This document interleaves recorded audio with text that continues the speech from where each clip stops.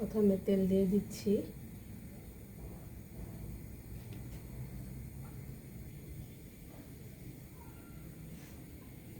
প্রথমে আমি তেজপাতা দুইটা ছিঁড়ে দিলাম।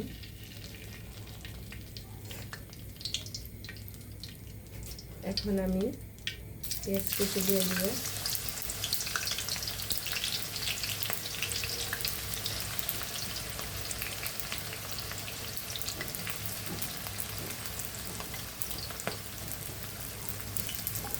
পেঁয়াজগুলো একটু বেশি করে দিবেন, কারণ মাছের ঘাটিতে একটু পেঁয়াজ বেশি না দিলে ভালো হবে না। এখন আমি রসুন কুচিগুলো দিয়ে দিচ্ছি, সাথে আস্ত জিরাগুলো রেখেছিলাম ওগুলো আমি দিয়ে দিচ্ছি। আস্ত জিরাগুলো আমি দিয়ে দিয়েছি। ভালো করে একটু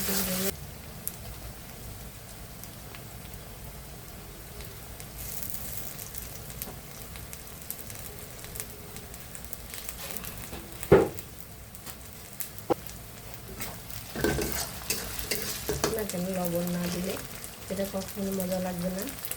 তার জন্য আমি লবণটা পরিমাণ মতো দিয়ে দিচ্ছি, কোনো মজা লাগবে না। তার জন্য আমি লবণটা পরিমাণ মতো দিয়ে দিচ্ছি।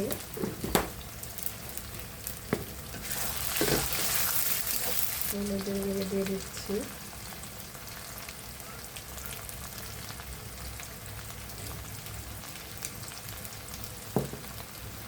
স্বাদের গুঁড়ো, মরিচের গুঁড়ো,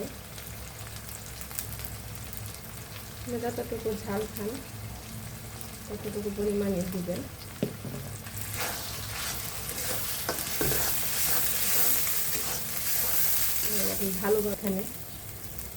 ভালোভাবে কষিয়ে নিচ্ছি।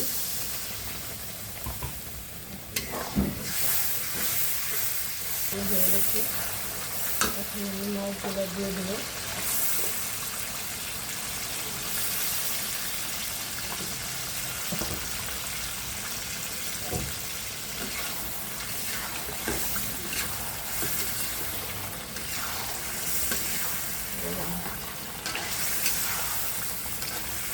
মাছগুলো নেড়ে দিচ্ছি, লেগে যাবে।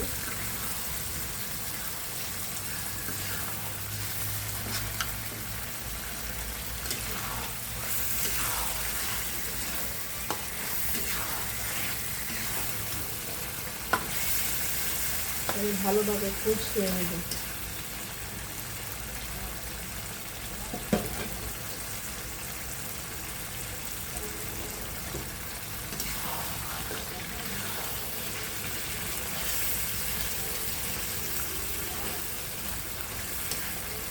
ঢাকনা দিয়ে ঢেকে দেবো।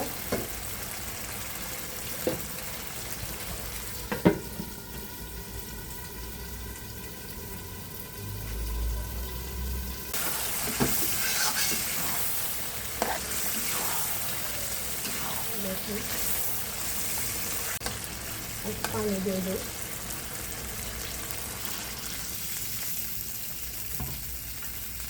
পানি দিয়ে একটু কষিয়ে নেব। আবার ঢেকে দিচ্ছি। দেখুন আমার এই আমি নিয়ে নিচ্ছি।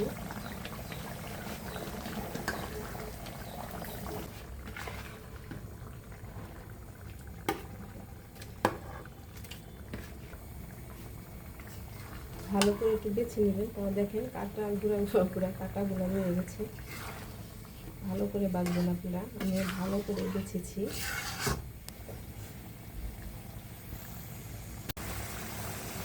আপনারা এইভাবেও রাখতে পারেন, যার যেহেতু নিচ্ছে আর কি, কিন্তু আমি এইভাবে রাখি না। আমি শুকিয়ে খেয়ে দেখবেন।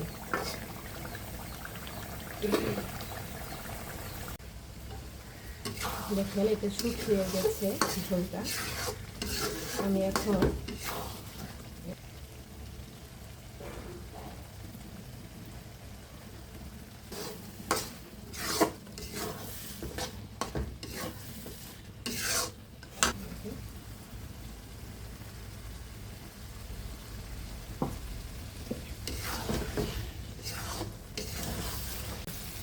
যে দেখেন আমি লেবু পাতাটা দিয়ে দিচ্ছি।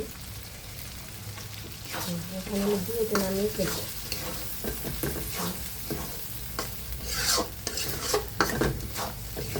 তরকারিটা আর আপনাদের যদি ভালো লেগে থাকে বেশি বেশি শেয়ার এবং লাইক সাবস্ক্রাইব করে দিবেন আমার ইউটিউব চ্যানেল নাবিলা জাহান শিফা।